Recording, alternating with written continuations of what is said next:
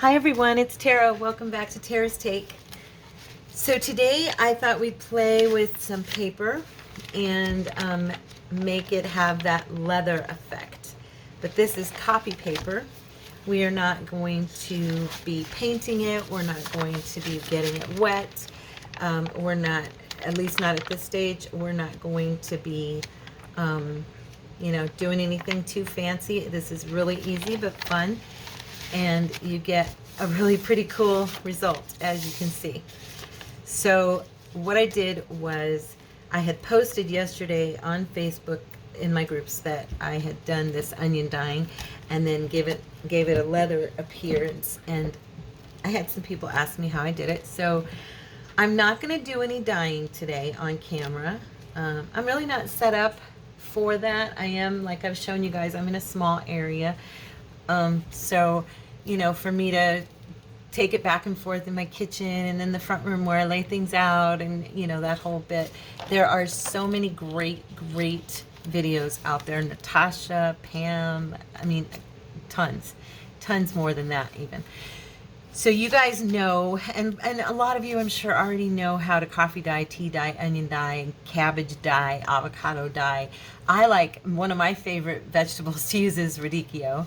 I love the effect it has on paper. So yeah, so you can go ahead and get your dye ready. But what I did was, for me, and then I discovered after the fact that you can probably do it even with paper that has not been crumpled. This paper was crumpled prior to dyeing it in the onion dye. So all I did was, before I put it in there, I crumpled up the page, okay? Now, with paper that's already been dyed, it's gonna already be weakened a little bit, so you wanna be careful if you're gonna do this after the fact. But all you do is crumple it up and then unfold it, okay? And this is if you don't want to do it with a dye, or like you wanna try it right now as we're doing it, okay? I found this to be pretty cool though, because what happened, let me show you a piece that has just dried. I haven't done anything to it. All I did was crumple it before I put it in the onion dye. And some of them came out different colors. I have some that are a little darker, some that are lighter. You know how that goes. This one's got a lot of stains because it was drying on top of my tablecloth that's in the other room, and it had coffee stains on it. So that's what I ended up with, was some cool stains that just kind of seeped onto the paper. But this one here has been coffee or onion dyed, but it was crumpled prior to. And as you can see, it picked up color in the creases. So it kind of already had a little bit of that look. And that's because I crumpled it before I dyed it. And I think it would do that even better with a coffee dye or a tea dye. Like I said, this was onion. Onion, to me, onion dyeing is a little bit of a lighter, like you get this more yellowed look usually. Sometimes I think you'll get, if you used all red onion peels, you would get more of a different appearance. These are a mix. I did 2 reds, 2 yellows, and then I did 4 sweet onion, which is similar to a yellow but a little lighter. So, and I ended up with this yellow, reddish, rusty colored looking water, and it did this for the most part. Some of them, like I said, are a little lighter because they weren't in there as long. But yeah. Point being, you can crumple it before or after. I personally like the crumple effect before. But because for today's purposes, I wanted to show you how you can do it while you're sitting there right now. So I'm going to grab an ink, and you're going to need your inks. I think it probably, we're going to try distressing and oxide. I have not done it with this yet. So oh, that looks good. Let's give that a try. So all you're doing is the same, you've actually seen Pam do it. I think you may have seen me do it in both of us in that suede video. I did one inspired by her. But you rub it around to get the brown look, okay? You can use, let's see, you can use any color you want. Let's do a purple, just for fun. The lavendery. This is Concord Grape. Now I do think the oxide's going on a little heavier. I'm going to show you what I mean in a second. So that's a lavender, and then there's the vintage photo on the other side. I'm going to grab a,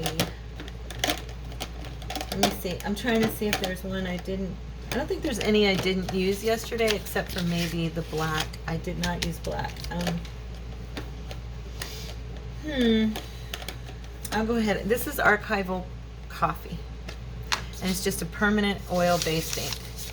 Now, as you can see, this one's going on a little bit lighter. So the oxide kind of, comes off pretty. It could be that my pads are juicy. I don't know, but I'm thinking the oxide comes off different. Let's see. See, a little bit thicker looking.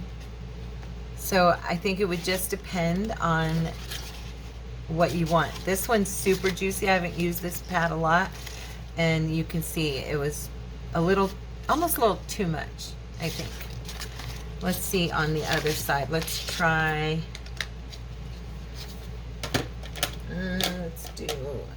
let's do Fern Green, okay? I like that one, that's cool. And then maybe we'll come back with I have a vintage photo archival here, so just kind of mix it up a little bit. I did some of those in dual colors. I did notice, and you can probably see, when I did two colors, the first color really picked up on the higher peaks of those creases, and then when I came in with the second one, it kind of got caught on the more flush parts and almost grazed the paper more. So if you don't want it to do that, don't do multicolored.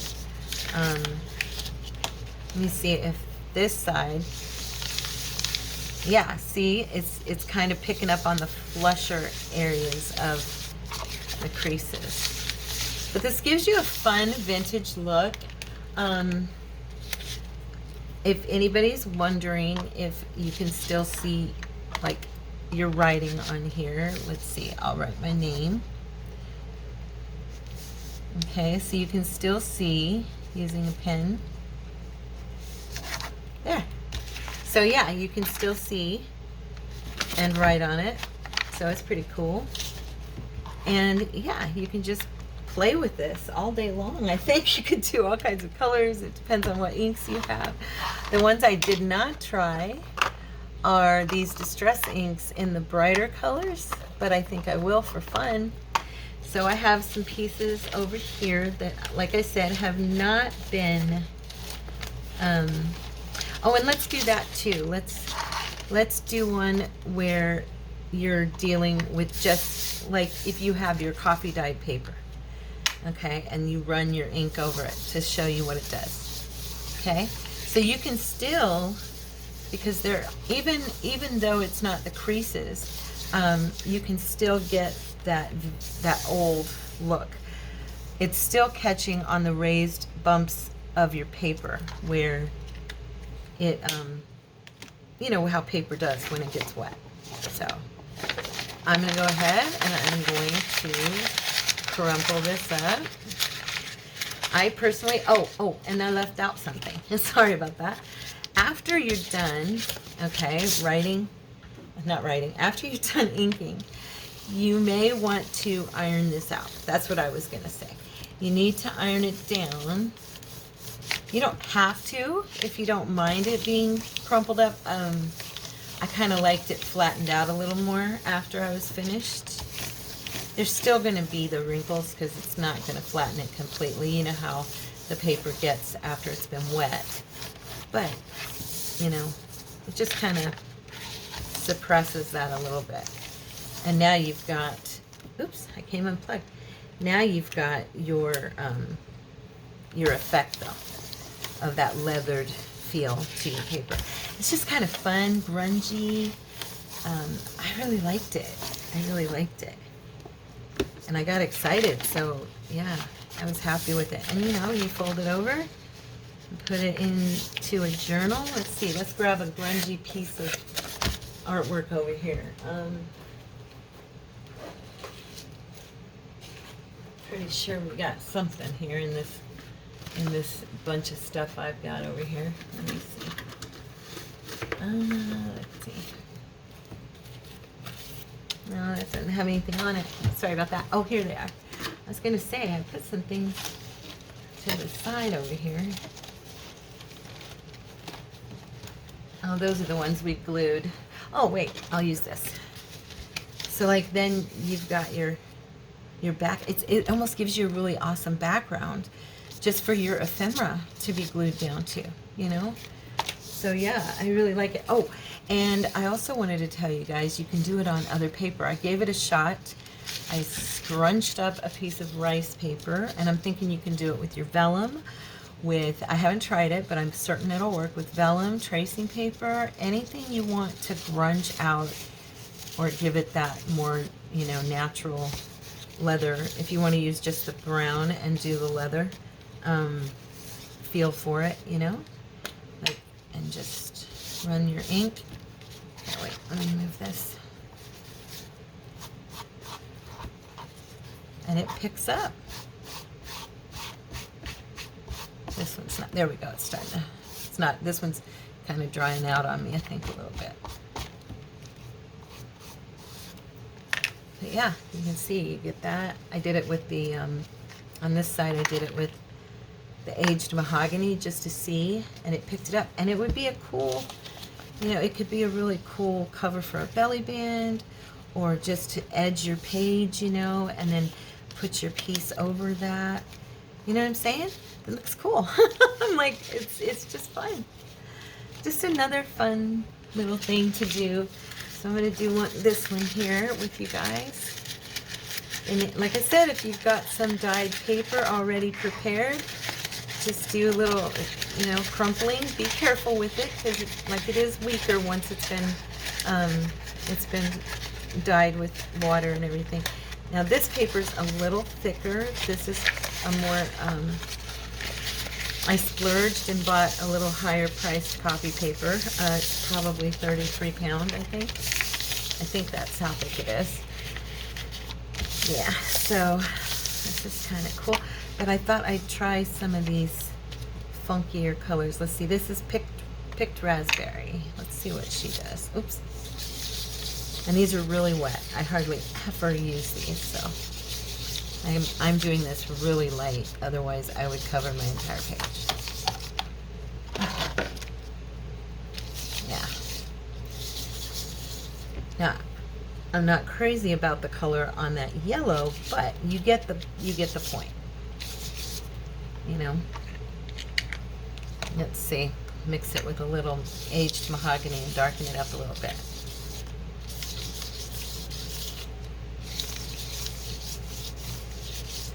So yeah, that's how you do it. And it's super easy, super quick. You could, you know, I mean, it's something you could do really fast for a journal. You know, you're like, oh, I want a background page. And then you can use any kind of paper. If you wanted to do something fun with some vellum, and you're like, oh, I want to cover a pocket on the outside, but I'd like for it to have a cool effect. In fact, you know what? I'm going to grab really quick. I'm going to reach into my drawer here, and I'm going to grab some vellum, and I'm going to relinquish a piece of it for this experiment. I don't use my vellum a lot. I actually hoard it because I don't know, to me it was expensive when I first got it, and I just haven't wanted to use it a lot because I didn't want to mess it up. So let's just see, because I have no idea. We're going to try this out and see if vellum will look as cool as just regular copy paper. You have to be careful when you undo it, you know, because you don't want to rip it.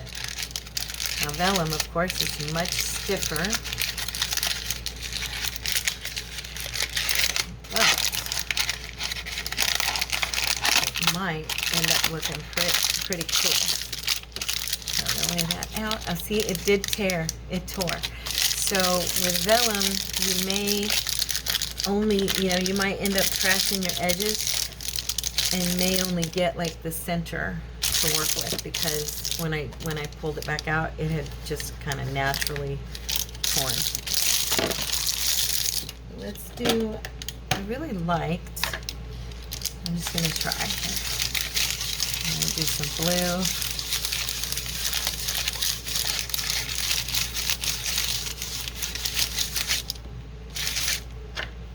And then I'm going to use some of the mahogany. I like these two together on my other paper, so we'll see. I also have no idea if you can iron vellum. This is totally an experiment. Just trying it out to see what happens.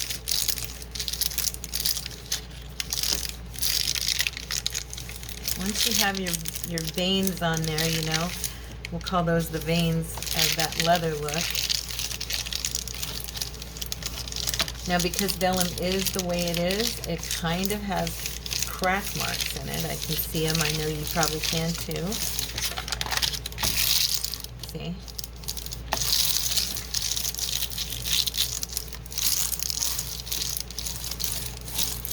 The rice paper worked really well. The vellum, you get the same effect, but like you would want to trim all this off where it cracked. But you could come on, and cut a piece of it to use as, say, I was going to say to cut a piece and then use it as like a cover on the front of a pocket or something, and have, that grungy kind of appearance on top of the pocket, depending on what kind of pocket you have, So yeah, vellum does work, but not as well, okay? Unless you want that effect, okay? I'm wondering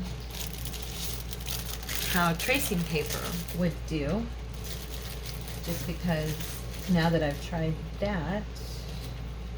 Oh, let's do a, let's see, I have a vintage, I don't know how this will hold up when I crumple, let's see. I was thinking if we did like a vintage page and then used it in a collage. This is that 1937 Webster's Dictionary. I just pulled out a page from my drawer here, just to kind of, just playing around to see, how things look. Well, it held up as far, it's not to the point of aging where it's cracking, so that's good. Well, I'm going to try my timber brown from Stays On here.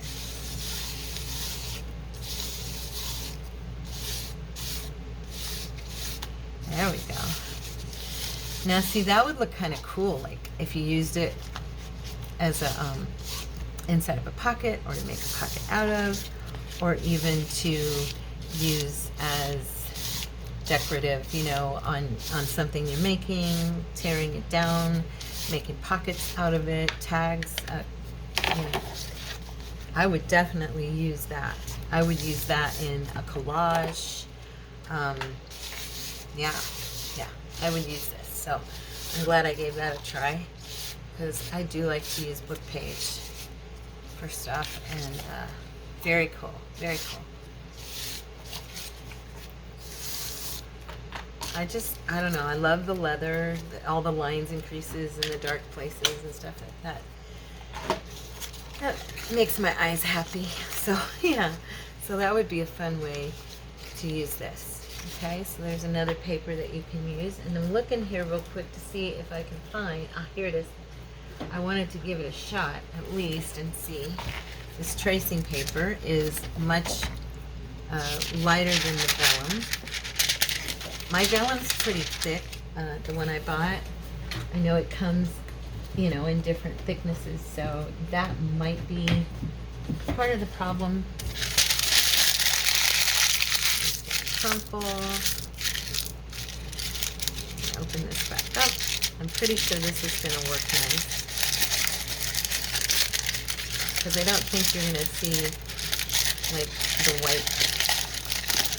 Oh, it did tear a little bit right there, so you have to be careful when you do it. Tiniest little tears. It looks like it's the only one too, which is a bummer. But it can still be used. There's enough of it left that, you know, it's just that little spot. That could even have something glued on top, so let's see. Yep, you can get the same effect from any, it looks like you can get it from any paper, but just depends on what your needs are at the moment, what you want it to look like, you know. I just really thought it would be, I'm going to try it the next time I coffee dye. I'm going to do the crumple, because I did like how it picked up even with the onion, and I just think with the coffee it's going to be an even stronger effect, you know. But I was thinking, you know, of ways to make your paper look grungy, and a fun, easy way to get a leather effect without having to go through all the Mod Podging and the cheeseclothing, and, you know, now this would probably even work to some extent if you wanted to do it on a cover, and then use this paper to like cover your box or your book or whatever you're using, you know what I mean? So many avenues you can go down with this. I don't know why I really like this mahogany and blue together. I think it's a cool combination. It'll probably show up somewhere in my grunge journal I'm starting to work on. So anyway, guys, that is the biggest thing, is remember that you're going to crumple your paper, whether you crumple it prior to dyeing it or you crumple it after. I do think the paper possibly responds a little better if it's crumpled before the dyeing process, and it takes a minute. I mean, what I did was, at first I was doing it one piece at a time, and then I said, you know what, I'm going to do this in batches. So I just started crumpling in batches and then opening it out and laying it in my pan, letting it soak while I crumpled some more, and that was how I did it. And then when I was done getting all the paper in there, because I don't always, I mean, sometimes I do let it sit for a long time. I know some people let it sit for, you know, an hour, 2 hours, some more than that. What I did was I reach into the pan, I gather up all the paper, and I just flip it over, and then I start laying out the paper that's on the bottom of the pan, because it's been in the dye longest. And so that's how I do it, for the most part. And then sometimes I'll come back in with my spray bottle and I'll spray the paper again so it gets those little puddles, and, you know, but with this creasing thing, it kind of did that without me. That's what I liked. It kind of did it without me having to do anything, and the paper looks super old, you know, and oops, this one had a tear. But yeah, the paper looks super old. And I remember yesterday, the few that I did tear, I kept them, because I'm going to use these as like backers for journal cards and stuff like that. So I'll just trim it, you know, according to size, and that'll be my, so I figured they're still usable. But anyway, so that's our video for today. I hope you liked it. It was pretty quick and easy. And if you have any questions, put them in the comments, and I will try to get back to you as quick as possible, okay? I hope you guys have a wonderful week and be blessed. I love y'all. Take care. Bye.